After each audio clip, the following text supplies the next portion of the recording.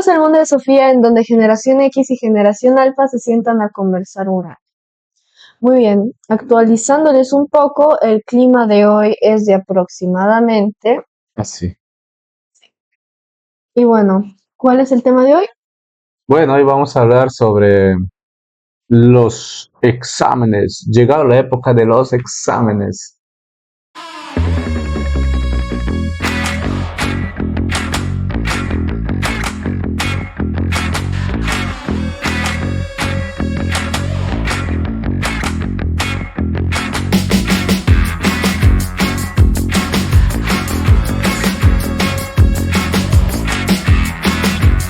¿Cómo afrontamos, bueno, desde nuestras generaciones esas épocas de exámenes, ¿no? Siempre es la época de mucha ansiedad, mucha preocupación presión de los estudiantes, ¿sí? Entonces, ¿tú cómo vives tus exámenes, Sofi? Si estuviera en un colegio público, creo que sería un poco más fácil con X un examen, ¿no? Ajá. Pero en mi caso estoy en una escuela, digamos, preuniversitaria, es privada encima, y digamos que ahí te exigen un poco más lo que es el estudio, especialmente en los exámenes. Hay examen de prueba de conocimientos, que justamente va a ser en unos días. Hay examen así bimestral, prácticas, exámenes después de cada 4, 1 o 2 temas. Eso ya depende de los profesores. Y también el examen pre, ¿no? Y bueno, digamos que afrontarlos dependiendo de qué examen sea. Por ejemplo, en el examen pre, generalmente para el examen pre no hace falta estudiar. ¿Por qué? Porque yo estudio todos los días. El examen pre se realiza cada fin de mes. Entonces llego al colegio, hago ciertas cosas, descanso y estudio. No es como que un día, cierto día, diga, voy a estudiar para el examen pre. No, en realidad se tiene que estudiar todos los días. Entonces estudio una media hora, pero bien concentrada, y ya luego continúo con mi rutina normal. En el caso para lo que son los exámenes bimestrales, cada 4 temas, de áreas, prácticas, bueno, las prácticas nos toman de imprevisto, y para los exámenes bimestrales, generalmente estudio una semana antes. O lo mismo, estudiar todos los días, pero con más horas de estudio. Entonces, ¿en tus tiempos cómo era? Bueno, en mis tiempos, la exigencia, o sea, las épocas de examen siempre han sido momentos de mucha tensión, ¿no? Exigencia. Exigencia. O sea, yo creo que entre nuestras generaciones eso es algo que No va a cambiar. no va a cambiar, ¿no? Y claro que, por ejemplo, cuando estaba en la escuela, las materias eran un poco más fáciles para mí, ¿no? Porque estudiaba, ¿no? Mi mamá me exigía para estudiar, yo también me exigía para estudiar, sacar buenas notas, porque mi idea era seguir estudiando el colegio, pero no en Cuyumbuque, ¿no? Sino venir a estudiar acá en Tarapoto para poder, digamos, estar y poder, bueno, digamos, rendir de acuerdo al colegio donde esté, ¿no? O sea, aquí en nuestro país lamentablemente es así, la educación en la ciudad es bastante diferente a la educación en la zona rural o en las comunidades o en los pueblos, ¿no?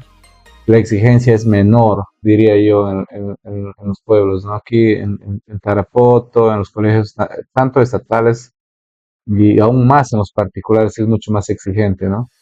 Entonces yo quería venir a estudiar acá, entonces me esforzaba. Recuerdo que hice un muy buen quinto grado y sexto grado. Y en el colegio acá, bueno, estaba un poco relajado, era adolescente, entonces muchas veces no estudiaba, pero igual me sacaba mi 11, mi 12, ¿no? Entonces, para que, claro, ¿De cuánto? ¿De 20? claro, ya, esa es otra cosa, ¿no? Que antes a nosotros nos evaluaban con notas de 0 a 20, ¿no? Ahora en tus tiempos es letras, que yo hasta ahora no logro entender. A, B, C y A, D. AD. Bueno, Sí. eso es una nota para el estudiante, pero en realidad sí hay nota, bueno, a mí me comentaron mi profesora de comunicación que sí hay nota que califican con números, pero esa nota exacta solamente lo tienen los profesores. Para los profesores, ellos ya saben si nosotros hicimos 13 puntos, 14, pero para nosotros es solamente A, B, C, A, D, A menos, así. Ok. Entonces, es algo Nota diferente. aprobatoria, ¿cuánto es pues, en total? En mi colegio, nota aprobatoria ¿De qué letra es aprobatoria? La A. dependiendo en qué grado estés, en mi Ya. colegio. Para primer año, B. Para segundo año, A. Con A no apruebas. Digo, con B no apruebas. En tercero, cuarto, quinto, no sé exactamente, pero sí hay ciertos años en los que con B ya no apruebas. Claro, en las evaluaciones numéricas, o sea, del 0 a 20, 10.5 ya era esa nota aprobatoria, ¿no? O sea, 10.5 le redondea el profesor y es 11, era 11, y 11 era puesto con lapicero azul, ¿no? Porque tú tenías en la libreta rojos, que era de 0 a 10, estabas desaprobado, y de 10.5 redondeando a 11 hasta el 20 era corregido con lapicero azul. Entonces, de esa manera, al término del bimestre, nosotros sabíamos cuántos rojos tienes. Decía, oye, ¿cuántos rojos tienes? Tengo 1, 2, 3, así, ¿no? O no tengo ni uno, son puro azules, ¿no? O sea, de 11 hacia 20, ¿no? Pero ya tener 20 en tu libreta era pues pucha, tal vez el máster. Claro, el más aplicado diría, y era pues tal vez uno en el salón, ¿no? O dos en el salón. Después una gran mayoría estaba entre 12, 13, 14, ¿no? Otro grupo como yo estábamos entre 10, 11 y 12, y después estaba otro grupo también que jalaba nota, ¿no? Entonces, para poder aprobar en mis tiempos, tenías que tener, al final de los 4 bimestres, tenías que tener un promedio mayor a 11, ¿no? Y si tenías, a ver, ¿cuánto era? 3 rojos, si no me equivoco, al final del periodo, en promedio general, ya repetías de grado, ¿no? Sí se repetía de grado. Entonces, en tus tiempos ahora ya no repite de grado. Bueno, te digo algo. Primero que todo, si tú estuvieras estudiando en mis épocas de ahorita, estarías con C o desaprobado. ¿Ah, sí? Porque de 0 a 11 todavía C. De 12 a 16 es... No, de 12 a 14 es B. De 14 a 17 es A y de 17 a 20 y es AB. Entonces, digamos que si tú estuvieras estudiando ahorita, tendrías C de campeón. Y bueno, ¿cuál era tu pregunta? No, quizás recordar que, por ejemplo, en el colegio ya tener un 14 o un 15 en cualquier materia era ya una muy buena nota, ¿no? La nota que más alta tenía, me acuerdo, ha sido en educación física. Creo que mi profesor, yo jugaba en la selección el quinto año, ¿no? No, perdón, el cuarto año, en selección de fútbol, entonces me acuerdo que me habían puesto como 19, algo así, ¿no? O sea, y creo que ha sido la más alta nota que he obtenido durante los 5 años en el colegio, ¿no? Después, en materias, digamos, mi mayor nota habrá sido pues como 14 o 15, ¿no?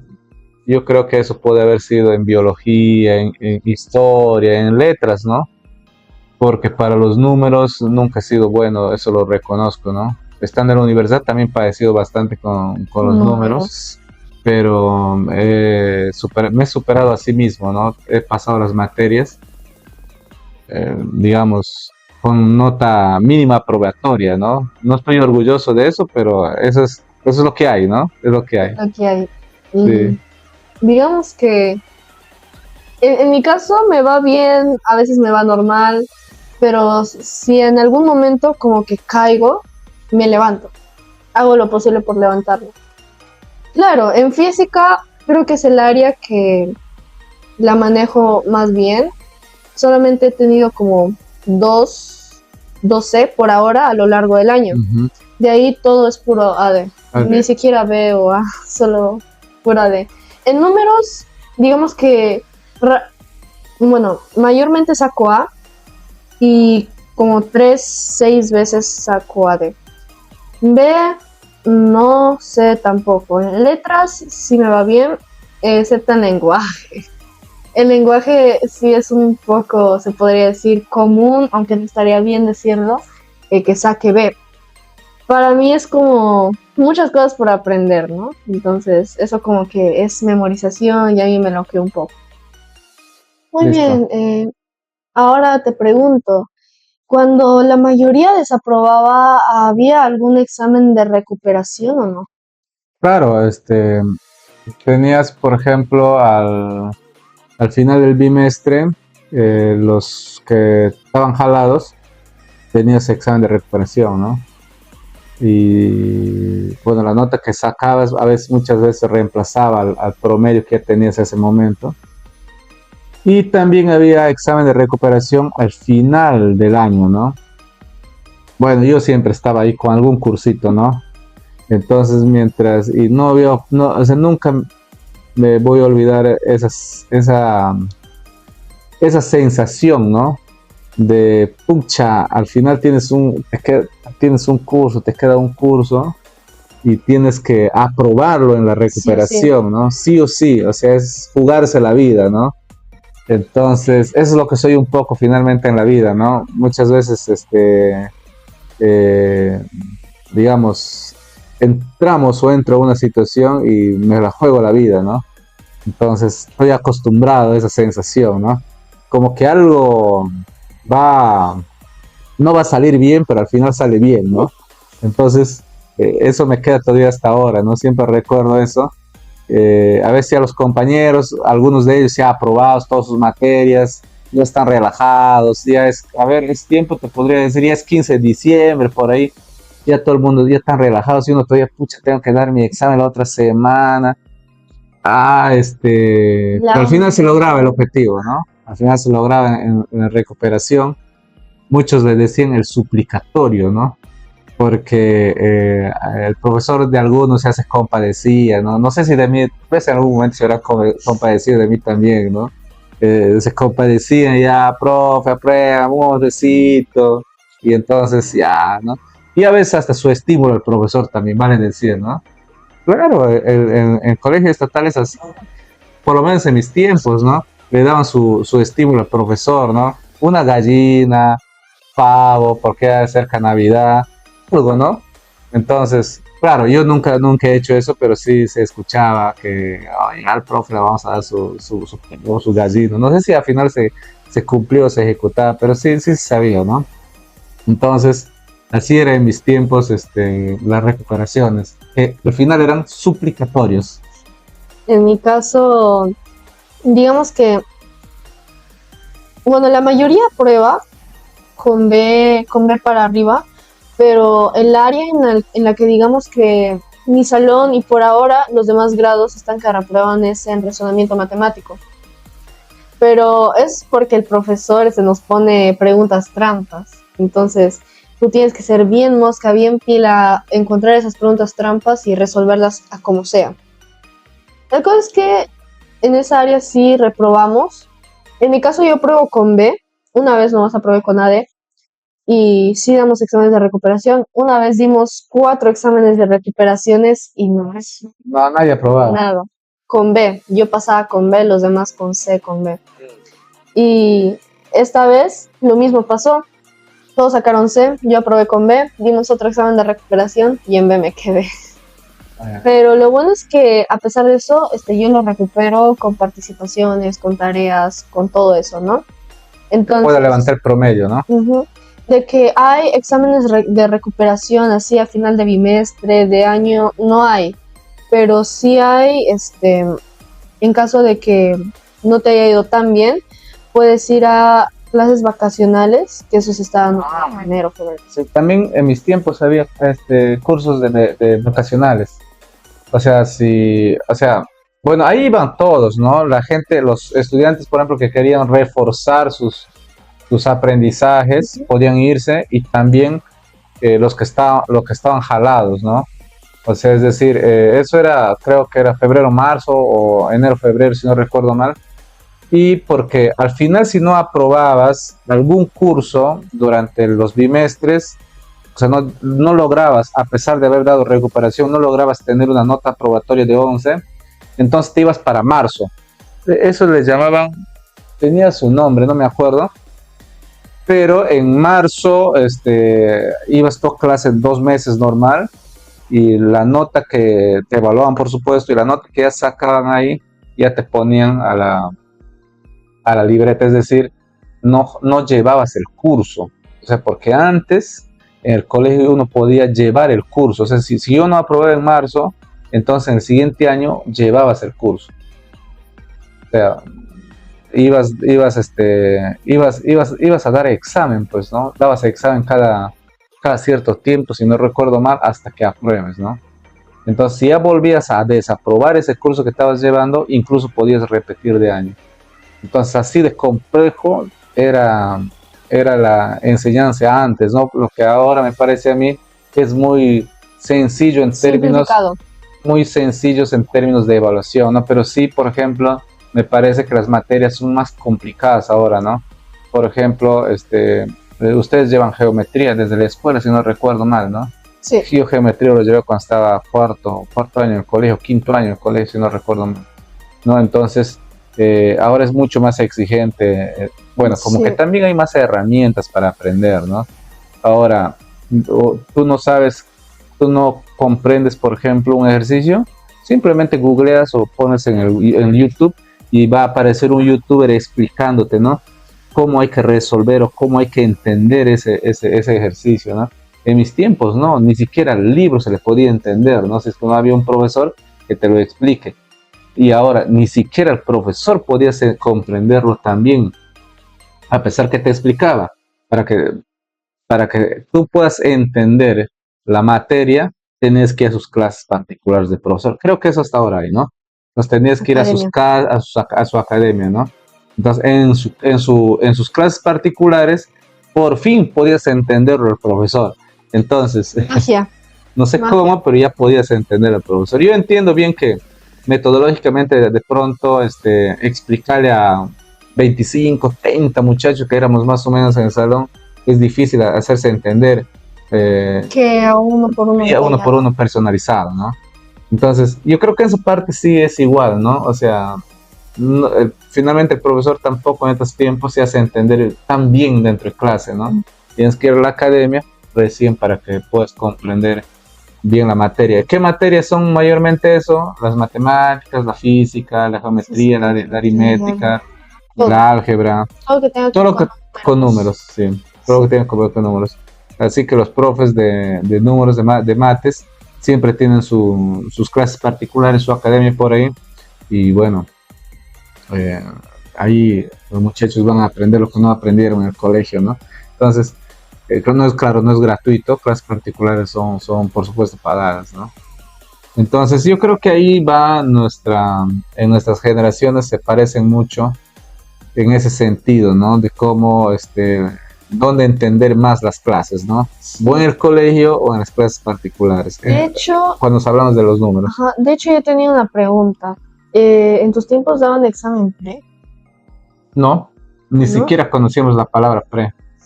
Ustedes sí, por ejemplo, ¿no? Sí, bueno, lo que trata más o menos este examen es que das un examen de todas las áreas. Dependiendo, en mi caso como estoy en primer año, damos 2 preguntas de cada área, pero ya si eres de tercero o cuarto para arriba, das como 4 preguntas y eso equivaldría más o menos a 80 preguntas. Pero claro, te dan 2 horas para desarrollarlo. En mi caso nos dan 1 hora. Luego, todos los grados, desde la A hasta la I o hasta la H, que son las secciones que hay aproximadamente, te designan un puesto según cómo hayas hecho tu puntaje. Y lo que nos dijeron a nosotros, más o menos, es que no equivale el puesto, o sea, si quedaste primero o segundo, sino más equivale el puntaje.